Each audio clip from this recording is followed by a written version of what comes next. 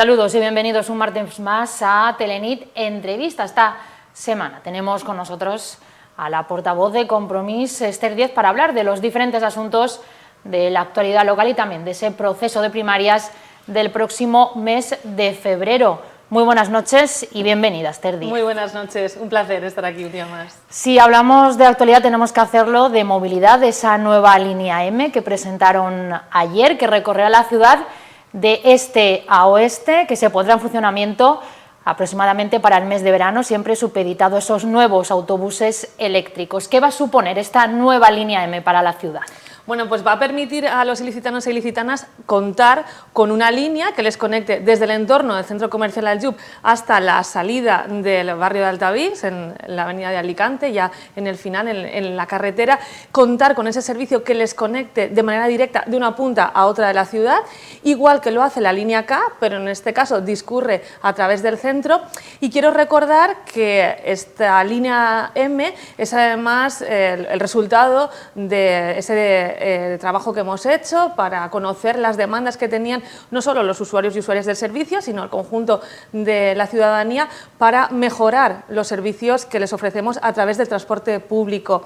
Además de la puesta en marcha de esta nueva línea M, va aparejada una reestructuración global de las líneas. Lo que queremos es hacerlas más ágiles, más sencillas, al final sumar cerca de 1 millón de pasajeros más a este servicio, que eso es lo que calculamos con esa reestructuración global que comporta, entre otras cuestiones, pues simplificar la línea H, que se había alargado mucho a lo largo de los últimos años por los nuevos desarrollos urbanísticos, o, por ejemplo, mejorar la conexión del barrio del campo de fútbol. Como bien decías, la previsión es poner en marcha esta nueva línea M y la reestructuración global en verano, porque lo haremos cuando lleguen esos nuevos 8 autobuses 100% eléctricos, que además pues, nos han concedido en esa solicitud que hicimos a los fondos europeos Next Generation, y que por tanto nos va a permitir también incrementar esa flota ecológica, que recuerdo ya es más de la mitad, y ahora introducimos esos autobuses 100% eléctricos, además por supuesto de otras mejoras como la digitalización del servicio, que va a permitir el pago por móvil, la electrificación de la planta de autobuses, o la mejora del SAE, que va a permitirnos dar avances también importantes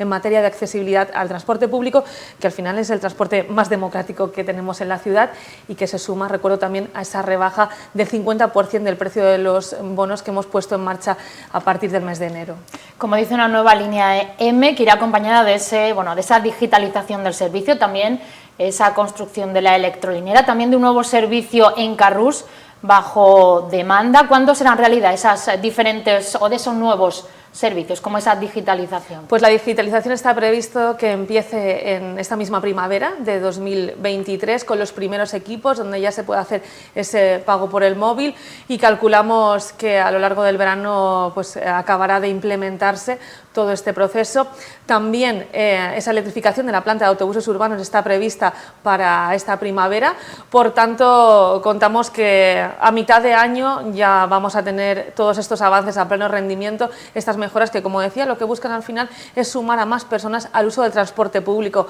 Cuando hablamos de hacer una ciudad verde, tenemos que recordar que en esta ciudad el 80% de las emisiones contaminantes provienen del tráfico privado, y por tanto la clave es apostar por la movilidad sostenible, ¿no? En esa transformación, en esa modernización tan importante que estamos haciendo de nuestra ciudad, y que lo que busca es que el transporte público y el transporte alternativo sean una realidad factible en el día a día de los ilicitanos y ilicitanas.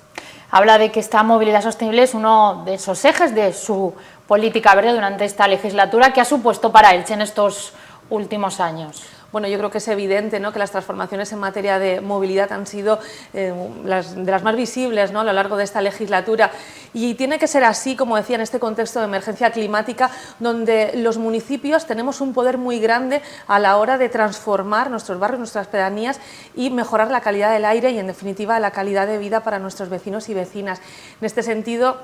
como decía, esa introducción de los autobuses 100% eléctricos, más los híbridos que hemos incorporado en los últimos meses, las nuevas líneas de bus como la línea M, las peatonizaciones como la de la Corredora, o las que hemos llevado a cabo también en otros puntos del centro del Raval y que están previstas también para el entorno del barrio del Pla en el próximo año, los carriles bici, por supuesto, o la ampliación de Bici Els, ¿no?, hacen que nos hayamos convertido en una ciudad, como muchas otras ciudades, ciudades españolas y europeas que son referentes en movilidad sostenible, pero también en calidad de vida, que eso es lo que buscamos al final, ¿no? Con todas estas transformaciones que estamos llevando a cabo, al final hacer que la ciudadanía pueda vivir en entornos que sean más saludables, que sean más limpios y que sean más verdes como corresponde, ¿no?, en este siglo XXI. Habla de aumentar el número de usuarios también con esta línea M y esa reestructuración del resto de líneas. ¿Ha recuperado Elche ya el número de usuarios del autobús después de la pandemia? Pues estamos en torno al 90-95% de usuarios previos a la pandemia. Recuerdo que habíamos alcanzado esos 12 millones de pasajeros, que era una cifra importantísima y que daba muestra al final de que es un servicio que funciona bien y por el cual apuesta la ciudadanía. Ahora, como digo, estamos en torno al 90-95%, contamos ya a lo largo del año poder alcanzar ese 100%, pero además ir aumentándolo respecto a esta cifra que tenemos actualmente, como digo, con esas mejoras que estoy convencida van a subir a muchos ilicitanos y ilicitanas al autobús. Además, yo lo digo, ahora que tenemos este abono al 50% de precio, que se compren un bonobús, que lo lleven en el bolsillo, que eso anima a subirse, y una vez uno se sube al autobús, como ocurre con la bicicleta, es muy difícil bajarse porque uno ve pues, lo cómodo, lo rápido y lo económico al final, que es apostar por este tipo de movilidad. Movilidad, políticas verdes, ¿cuál es esa siguiente iniciativa? ¿Cuál es el reto más allá de la capitalidad verde europea en 2030? Bueno, yo creo que hay una parte muy importante en la que tenemos que avanzar, que es esa naturalización de la ciudad. ¿Y eso qué quiere decir? Pues generar más zonas verdes, sobre todo para mejorar la calidad de vida de nuestros vecinos y vecinas. Sabéis que nosotros defendemos esa renaturalización del río Vinalopó y lo seguimos haciendo, y además eso tiene que ir acompañado también de esa recuperación del palmeral. Lo estamos haciendo a través de los huertos urbanos. Tenemos en marcha ya el Hort de la Cuerna y el Hort de Felip. Recuerdo que está en proceso de licitación el huerto urbano en el huerto de Trabalón, que además va a ser el huerto urbano más grande de la ciudad y que va a permitir que muchos vecinos y vecinas, no solo del entorno del barrio, sino de todo el municipio, puedan acceder a estas microparcelas. Está previsto que en unas semanas puedan empezar las obras, porque estamos ya en esa fase final del proceso de licitación, pero además estamos ya terminando también el proyecto de ampliación del Hort de Felip. Ha sido un huerto además con muchísima demanda, que la Asociación Vecinal del Raval está gestionando de una manera maravillosa, y basta con darse una vuelta por allí para ver los resultados que está teniendo, no solo desde ese ámbito de la recuperación del uso agrícola del palmeral, sino también de darle vida, ¿no?, a nuestro patrimonio de la humanidad, que de eso se trata también, ¿no? Y es fantástico ver cómo han conseguido estar dotándolo de actividad y que al final haya supuesto un lugar de socialización clave en nuestro municipio. También queremos trabajar para atender a los vecinos y vecinas de Carrús, que nos hacen también esta demanda de huertos urbanos, y es en el siguiente punto en el que vamos a trabajar. Y como digo, en global, en esa renaturalización, cambiar ese concepto, ¿no?, y cambiar esas ciudades que se han hecho pues desde el asfalto, ¿no?, pensando en que eran fáciles de mantener, y hay que cambiar pensando que tienen que ser ciudades para la vida, y de eso se trata. De hecho, estamos trabajando en un plan de infraestructura verde, que va a ser un plan ambicioso, que de manera estratégica indique cómo tiene que desarrollarse este municipio en los próximos años para conseguir esa renaturalización, y esperamos en breve poder iniciar esa licitación, como digo, de esa redacción del plan de infraestructura verde. Más proyectos con el inicio del año. Desde el equipo de gobierno, pues anunciaron proyectos que se van a llevar a cabo en estos primeros meses de 2023, nuevos centros sociales en Arenales o San Antón, el nuevo consultorio de la Marina, pero donde no hay fechas ese pabellón inclusivo en el entorno del cementerio viejo. No sé cómo van esos trámites, ese inicio de obras, porque el PP señaló hace poco que no se va a cumplir ese plazo, que se perderá la subvención y que el ayuntamiento deberá asumir toda la inversión de esta infraestructura. Bueno, en estos momentos está en ese proceso de licitación. De hecho, está contemplado en el presupuesto del año 2023 y vamos a tratar de agilizar los trámites lo más rápido posible. También hay que tener en cuenta, en el marco del EDUSI, que nosotros hemos sido uno de los municipios más ambiciosos a la hora de poner encima de la mesa qué transformaciones queríamos llevar a cabo en el marco de esos fondos europeos. Por ejemplo, la ciudad de Alicante lo ha hecho en concreto, ¿no?, con un proyecto para las cigarreras. Nosotros lo hemos hecho con un proyecto global global que lo que hace es dirigirse especialmente a los barrios más vulnerables, a Palmerales, a Sant Antón, también al entorno del barrio de Carrús, y con una estrategia además que habla de movilidad, que habla de innovación y de digitalización, que habla también de recuperación cultural, y por tanto es una estrategia ambiciosa que comporta un periodo más largo que otro tipo de proyectos. Esperamos también que aquí el Ministerio pues, pueda atender a los municipios, no solo Elche, sino la mayoría de municipios que contamos con esta subvención, que estamos recordando al Ministerio, que hemos pasado también por esta pandemia que ha tenido paralizado durante un tiempo los trámites de contratación y pueda ampliarse ese periodo. En todo caso, nosotros estamos trabajando para agilizar ese trámite lo antes posible y que esa infraestructura emblemática, pero no por lo que sea tanto la parte arquitectónica, sino por lo que supone, ¿no?, de contar al final con un centro de referencia para deporte adaptado, pueda estar en marcha lo antes posible. Claro, pero la idea es que tiene que estar, bueno, antes de este final de año, aunque ha comentado usted esa posibilidad de que se amplíe ese plazo para, bueno, para no perder esa subvención de los fondos. Claro, de todas maneras quiero recordar, ¿no?, que hay líneas como por ejemplo es el caso de movilidad, donde tenemos prácticamente en estos momentos pues el 90% de actuaciones ejecutadas, todavía nos queda este año para completar ese 100%, por tanto de manera global estamos avanzando según los tiempos que estaban previstos en esta estrategia de DUSI. Sí que es cierto que hay proyectos que por su envergadura, y en este caso estamos hablando además de un proyecto de una dimensión muy grande desde el punto de vista económico, pero también desde el punto de vista del proyecto como tal, se están alargando más y ahora estamos centrados en agilizar esos trámites para que sea una realidad lo antes posible. Un proyecto que propusieron ustedes que al final, bueno, pues parece que se ha quedado en nada, es esa propuesta de ubicar la sede de la Diputación en Clarisas. Finalmente, bueno, no contó con el apoyo no solo de la corporación, tampoco de su socio de gobierno. ¿Cree que sigue siendo la mejor opción? Porque lo que está claro es que Clarisas necesita una rehabilitación urgente. Desde luego que creo que es la mejor opción, sobre todo porque da respuesta a una necesidad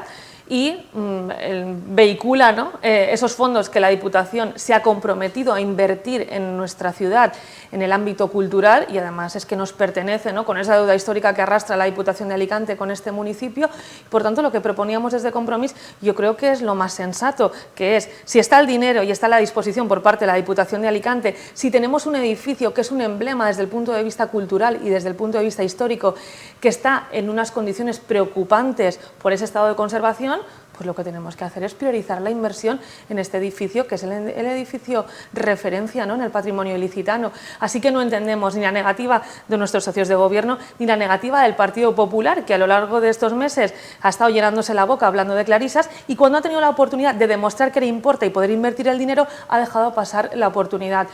Yo creo que aquí ha primado el interés partidista y esto es muy triste, ¿no?, sobre todo cuando hablamos del patrimonio de la ciudad. En Compromís lo que buscamos son soluciones reales para los problemas que hay, para una cuestión que no hemos sido capaces de desencallar a lo largo de todo este tiempo, y lo vamos a seguir defendiendo, y así va a seguir siendo nuestra política, poner solución a los problemas que hay encima de la mesa en estos momentos. Todos los partidos, tanto del gobierno como de la oposición, hablan de que es necesario esa rehabilitación, pero ¿cuándo van a comenzar esos trabajos? Porque la partida ya se aprobó en el Pleno. Bueno, y así se lo hemos trasladado a nuestros socios de gobierno, que tiene que ser una prioridad el poder ejecutar esta actuación, independientemente de la finalidad que consideremos para el edificio. Lo que está claro es que está en malas condiciones de conservación y que necesita de una actuación urgente para garantizar que la protección de los elementos más importantes. Así que, como digo, nosotros lo hemos trasladado. En esa reunión de gobierno hemos indicado que era una de las prioridades y así vamos a seguir trabajando para que eso pueda ser una realidad lo antes posible. Hablábamos de la Diputación, de esa nueva sede en Elche. Su presidente, Carlos Mazón, bueno, pues ha estado estos días en Elche. El domingo estuvo en Sant Antón, que bueno, anunció el inicio de esos trámites para la restauración de la imagen del santo, y también ayer habló de esa inversión de 120.000 euros de la institución provincial para esa restauración o esa mejora de la conservación de la acequia mayor del pantano. Bueno, es que es lo que pertoca a la Diputación de Alicante, ¿no?, invertir en la segunda ciudad en número de habitantes en esta provincia, ¿no?, algo que no había pasado a lo largo de muchas décadas, y así lo hemos sufrido los ilicitanos e ilicitanas, y por tanto, pues es lo que le corresponde y lo que le hemos venido reclamando desde Compromís a lo largo de todo este tiempo, que la Diputación invierta en este municipio, y lo tiene que hacer todavía más. En este sentido, yo quiero recordar además que el Gobierno municipal pues pusimos en marcha por primera vez ese convenio con la Acequia Mayor, o sea que estamos trabajando también para esa recuperación patrimonial de una parte además clave en nuestro patrimonio de la humanidad, en el Palmeral, y bueno, desde luego bienvenida es la Diputación a sumarse también con fondos a esta mejora del estado en que se encuentra en estos momentos la Acequia Mayor. El presidente de la Acequia Mayor pedía auxilio, por así decirlo, hace unas semanas por esa necesaria intervención y bueno, pues pedía la colaboración no solo de la Diputación, sino también más apoyo del Ayuntamiento y también de otras administraciones como el Consell. Bueno, pues yo creo que así tienen que atenderlo también la Consellería de Cultura, como digo, por la importancia, lo que supone la Acequia Mayor también para el patrimonio de la humanidad, que recordemos tenemos no por el número de palmeras, sino por haber mantenido casi inalterable ese sistema de regadío desde la época árabe. En este sentido, como decía, desde el Gobierno municipal pusimos por primera vez en marcha ese convenio con la Acequia Mayor y obviamente tendremos que incrementarlo para garantizar la protección de la acequia. Habla usted de la importancia del patrimonio local, pero desde la oposición han achacado al equipo de gobierno esa falta de gestión en el patrimonio. Hablaban del estado en el que se encuentra el Palacio de Altamira, la Torre de Resemblán o que la Torre de Baillo continúe cerrada. Bueno, saben que para Compromís es una cuestión prioritaria también y así lo hemos venido defendiendo a lo largo de esta legislatura, ¿no? Hay que tener en cuenta también que se han hecho avances muy importantes, está en licitación ese catálogo de bienes protegidos, no solo desde el punto de vista cultural, sino también desde el punto de vista ambiental. Eso es un salto de calidad, recordamos que tenemos un catálogo pues, que se había quedado obsoleto, ¿no? Que tiene más de 20 años y necesitaba de toda esa actualización y en eso se está trabajando. Es verdad que los trámites pues, tienen que pasar ahora por toda esa fase de contratación que es en la que se encuentra en estos momentos, pero digo, nosotros desde Compromís hemos insistido en que esta tenía que ser una fase primordial. De hecho, bueno, conocen que algunas de las discusiones públicas que hemos tenido con el Partido Socialista han sido por esta cuestión y así que nosotros vamos a seguir reivindicando que esta sea una cuestión prioritaria dentro del Gobierno municipal. Más proyectos, una iniciativa que se recupera son los presupuestos participativos que ustedes pues han reivindicado durante toda la legislatura, eso sí, con cambios, lo que pasa que se introduce en los últimos meses de la legislatura. ¿Por qué ahora? Bueno, tenemos que recordar que durante la pandemia lo que hicimos fue una modificación presupuestaria y ese crédito que iba destinado a los presupuestos participativos tuvimos que destinarlo a actuaciones de emergencia como consecuencia pues, de esos problemas que estaban viviendo las familias ilicitanas y también la economía local y lo pusimos a disposición de las familias y de la economía del municipio. Y bueno, obviamente pues tocaba ahora recuperarlo, a nosotros también nos hubiera gustado que hubiera sido antes, ¿no? Y así se lo habíamos trasladado también a nuestros socios de gobierno. Creo que es una herramienta importante, una herramienta que permite a la ciudadanía decidir en qué quiere que se invierta el dinero público, pero que además lo que fomenta es esa democracia participativa, ¿no? Que hace que la ciudadanía se sienta partícipe de todo este proceso, que se abra, ¿no? Todas las instituciones también al día a día de la ciudadanía y creo que son una herramienta importante.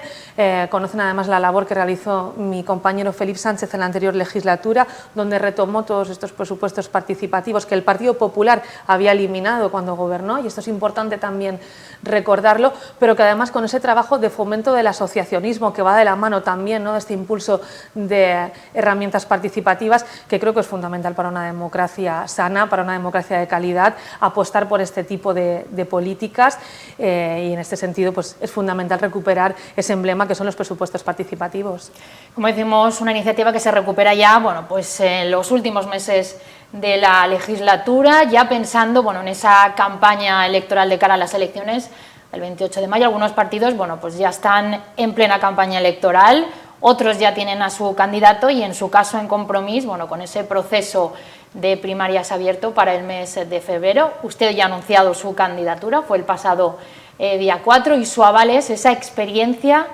o ese recorrido en el gobierno local. Bueno, yo creo que estamos en un momento en que lo importante no son los discursos, lo importante es la política tangible, la política real, que lo que haga sea reducir esas desigualdades, revertir la vulnerabilidad social, blindar los derechos públicos o mitigar la emergencia climática. De eso se trata, ¿no? Así lo estamos llevando a cabo en el Gobierno municipal. Yo creo que la ciudadanía tiene claro que Compromís ha sido una parte imprescindible en toda esa transformación social y verde que se está llevando a cabo en el municipio y, por tanto, esa es nuestra mejor mejor carta de presentación, que más allá de los discursos somos capaces, a pesar de las complejidades que tiene gobernar, ¿no? Y lo es especialmente en un municipio del tamaño y de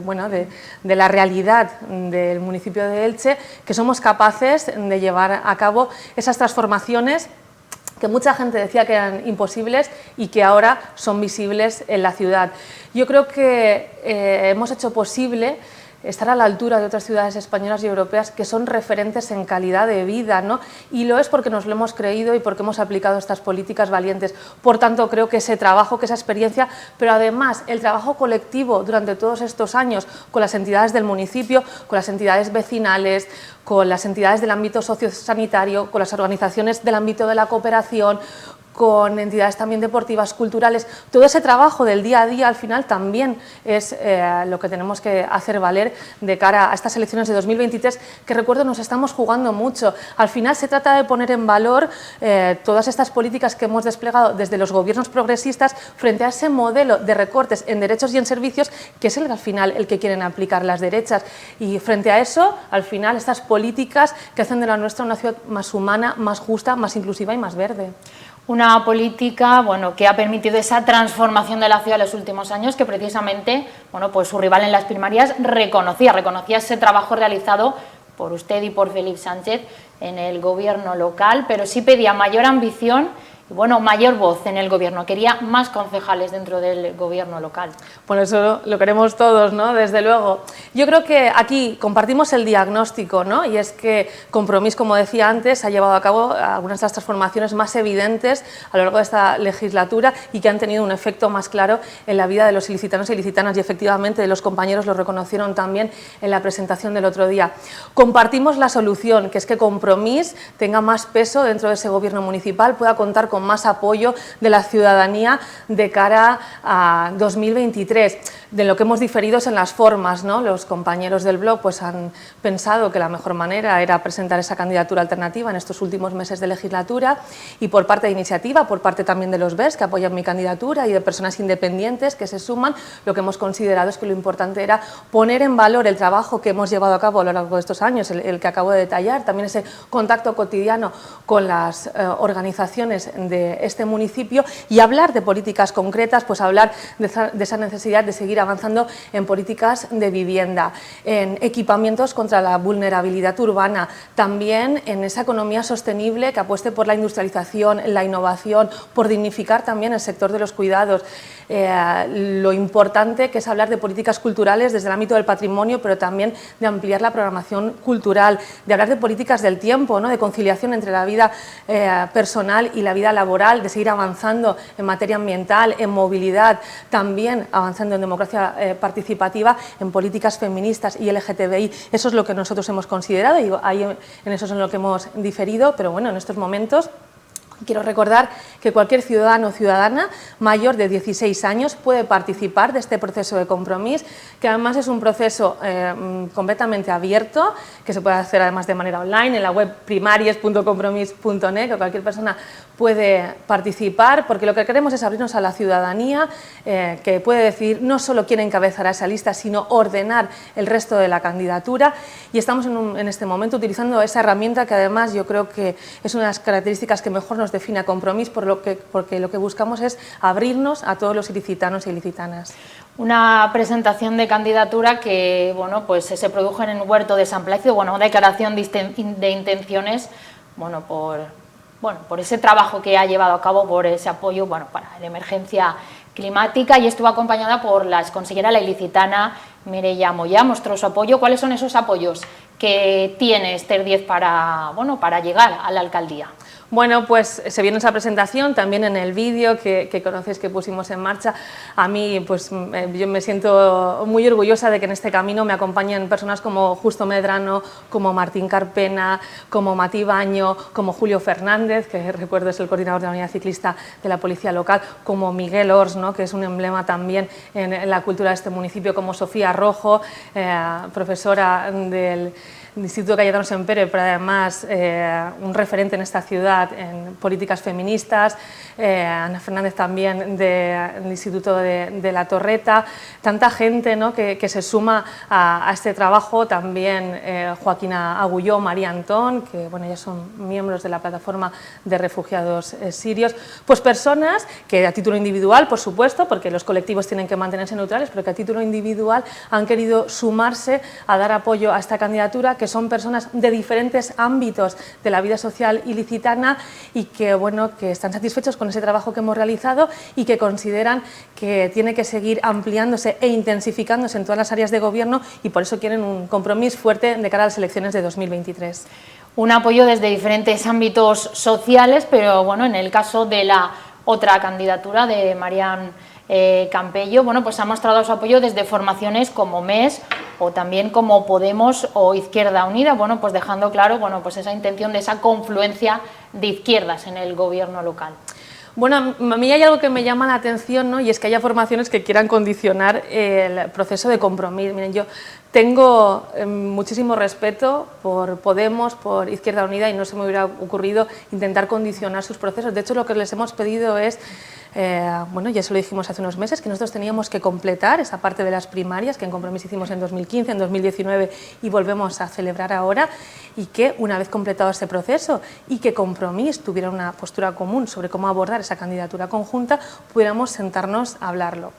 En todo caso, yo tengo que decir que dije en esta casa, recordarás bien, Marga, en mayo de 2022, que apostaba por esa candidatura amplia que pudiera sumar a todas las fuerzas progresistas. Lo sigo defendiendo hoy y lo voy a trabajar hasta el último día, porque creo que nos estamos jugando mucho en estos momentos, que es esencial que dejemos de trasladar cuestiones orgánicas a la candidatura, que pensemos en lo que busca la ciudadanía, en lo que reconoce de las fuerzas progresistas, y en eso me voy a centrar desde luego para intentar, como digo, hasta el último momento yo voy a seguir trabajando para que tengamos esa candidatura conjunta de las fuerzas progresistas en este municipio.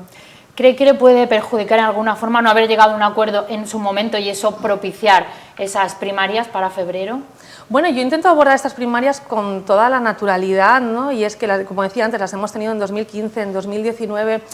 Creo que nos tienen que servir para tener un debate sosegado sobre las políticas, ¿no? Es verdad que esto a veces, como pasa a mediatizarse esta cuestión, ¿no?, me parece que estamos hablando aquí de una competición de nombres, y en absoluto. Al final, lo que nosotros hemos defendido, como digo, desde Iniciativa, desde el BES y desde las personas independientes que formamos esta candidatura,